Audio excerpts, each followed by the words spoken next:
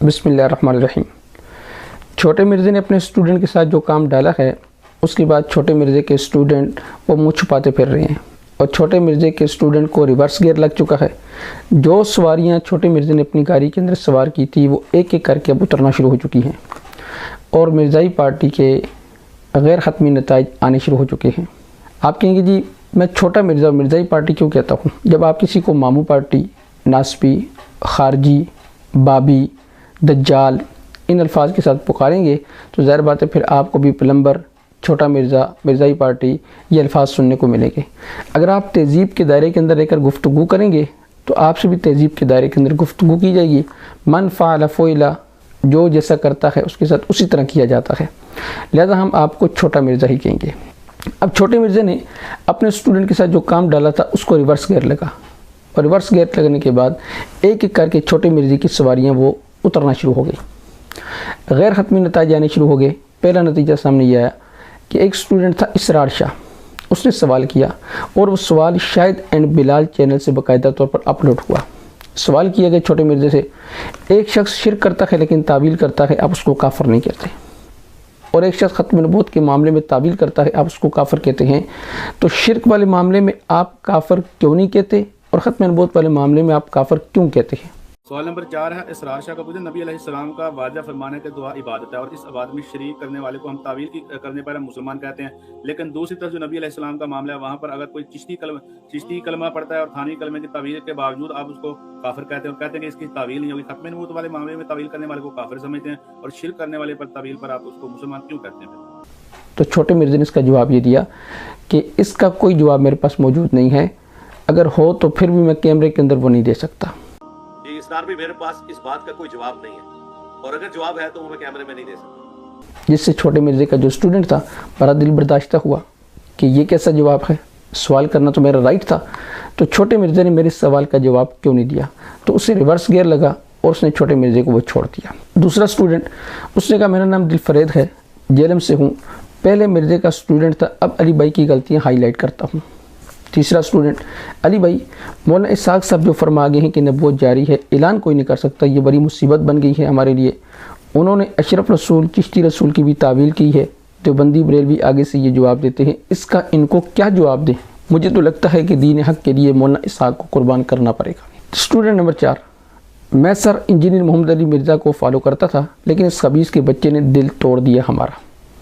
ऐसी क्या बात हुई कि छोटे मिर्ज़े की गाड़ी से एक एक करके सवारियां उतरना शुरू हो गई? मैं इसको एक मिसाल के ज़रिए समझाता हूँ। देखिए, रोड के ऊपर चलने वाली जो गाड़ियाँ होती हैं वो दो किस्म की होती हैं।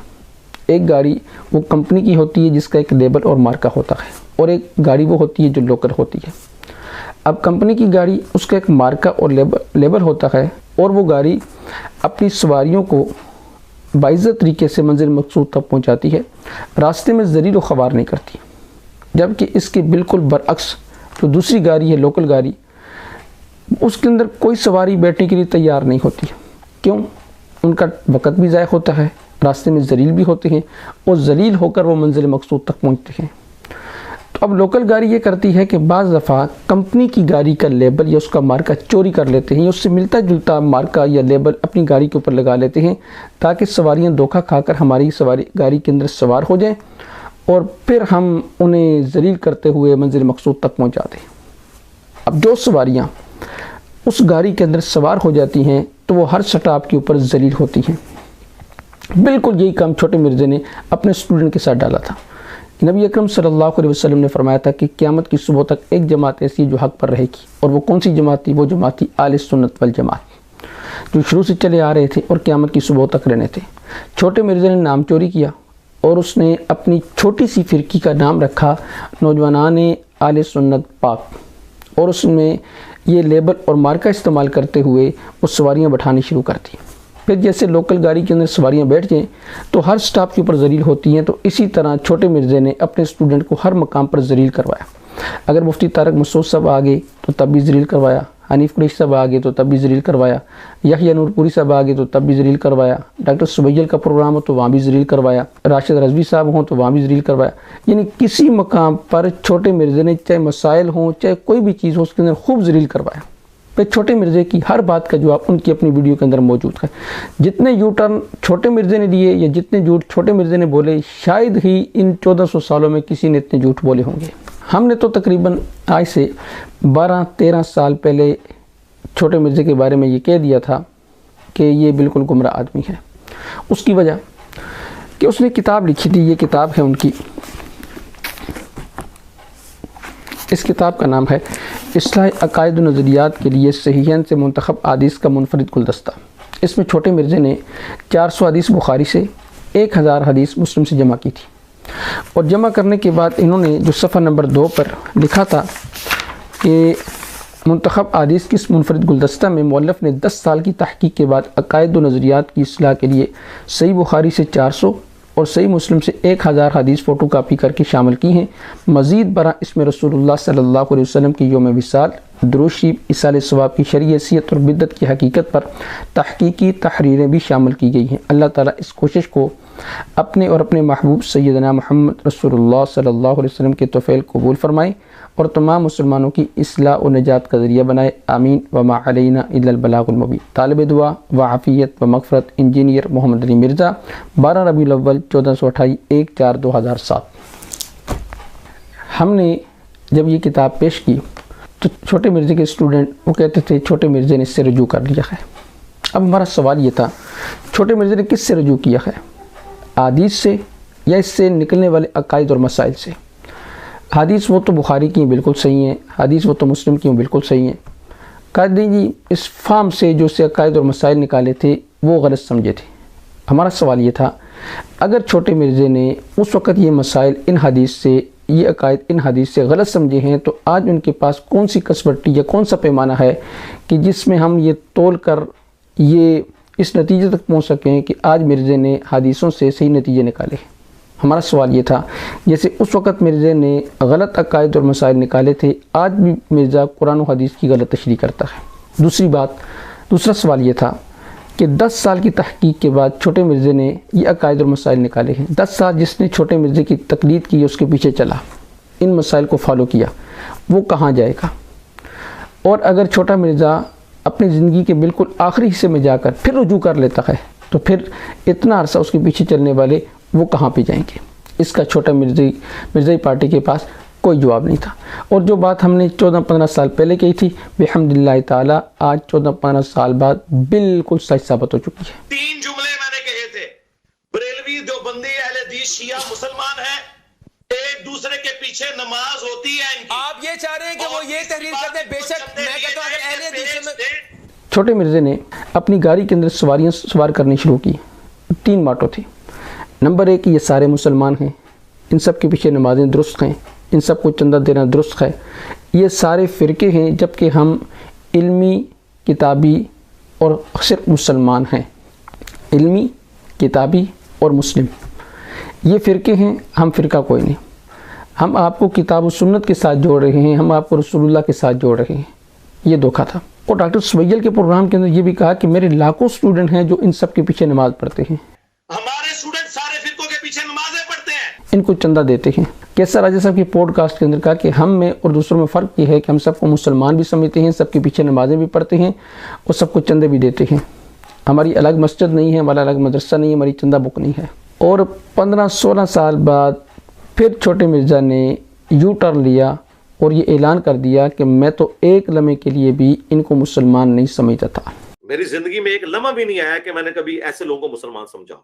ये दायरा इस्लाम से खारिज हैं, इनको चंदा देना हराम है, इनके पीछे आपकी नमाज़ें दुरुस्त नहीं होती, ये पक्के काफिर हैं। ऐसे लोगों को चंदा देना भी हराम है, इनके पीछे नमाज भी आपकी दुरुस्त नहीं होगी, जाहिर है वो तो काफिर हो गया ना एक बंदा। सवाल यह है कि लाखों स्टूडेंट जिनको तरगीब दी जाती थी कि इनके पीछे नमाज़ पढ़े, तो क्या काफिरों के पीछे नमाज़ पढ़ने की तरगीब दी जाती थी? लाखों स्टूडेंट को जो कहा जाता था चंदा इनको दें, तो क्या काफिरों को चंदा देने की तरगीब दी जाती थी? लाखों स्टूडेंट को जो कहा जाता था कि आपने इनको मुसलमान समझना है, तो काफिरों को मुसलमान समझने की तरगीब दी जाती थी। और ख़ुद छोटा मिर्ज़ा कहता मैंने एक लम्हे के लिए भी ज़िंदगी में कभी इनको मुसलमान नहीं समझा। अब छोटे मिर्ज़े ने अपने स्टूडेंट को कैसे कैसे जलील करवाया, इस पर एक क्लिप भी आपको सुनवा देता हूँ।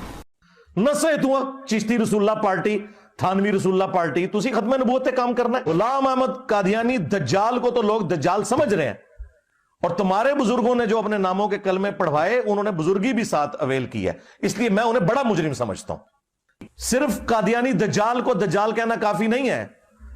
जब तक चिश्ती दज्जाल, थानवी दज्जाल, इनको आप बुरा नहीं कहोगे ना, उस वक्त तक हम आपकी खत्म नबूवत के अकीदे के ऊपर शक करेंगे। इत्तेहाद उम्मत के एक एतराफ से मैं बात कर रहा हूं कि आप जब उन्हें अशरफ अली दज्जाल कहेंगे, चिश्ती दज्जाल कहेंगे, तो फिर इत्तेहाद उम्मत की बात जो आपके मुंह से निकलती है वो तो बेमानी हो जाती है।